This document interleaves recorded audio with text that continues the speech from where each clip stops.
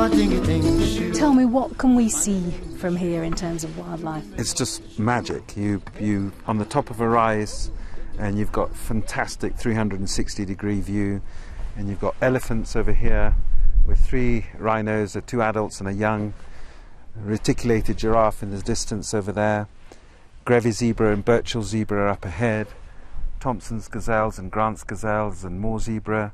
It's just magic. It's Eden. But this Eden is being threatened by a recent upsurge in poaching, which, fueled by the internet, is now a business worth over $7 billion globally a year. Only last month, a 17-year-old male rhino was killed here. The biggest expense for this conservancy is the security.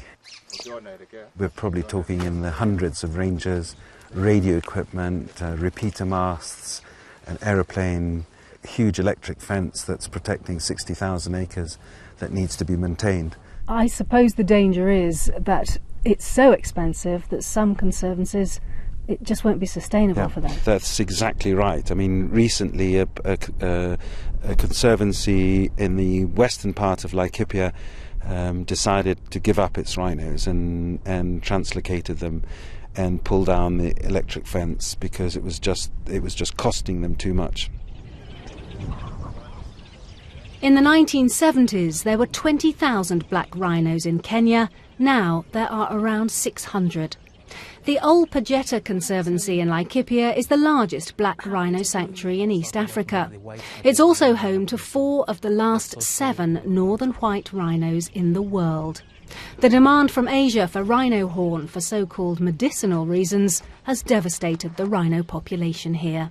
In Kenya, the figures quoted of $65,000, per piece of horn, which is, if you look at that, the incentive is just too high for, getting people involved. And that's just the dilemma. How to convince local people in a country where most people live on less than $1 a day that the animals they live amongst are worth conserving. Common zebra and Grevy zebra.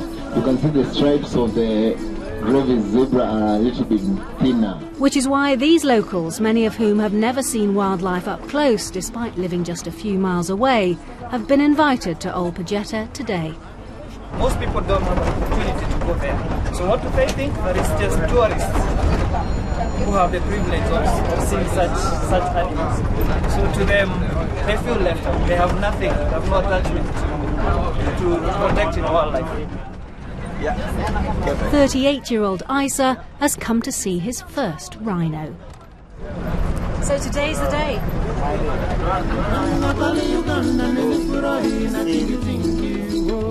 And finally, the chance to meet Baraka, the blind black rhino. Actually, I thought it is a very small animal, but I've come to realize that it is an enormous one, a huge one. And actually, I'm very happy even to see it. And it's wow. Yeah, it's wonderful. It was my first time to see the rhino, and I didn't thought it was so big, so huge.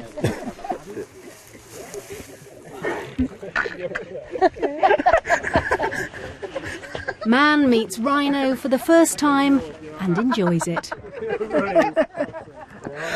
This encounter may have been the tiniest of steps in connecting the local community to the animals here, but changing attitudes in Kenya is seen as vital for the future of the country's wildlife.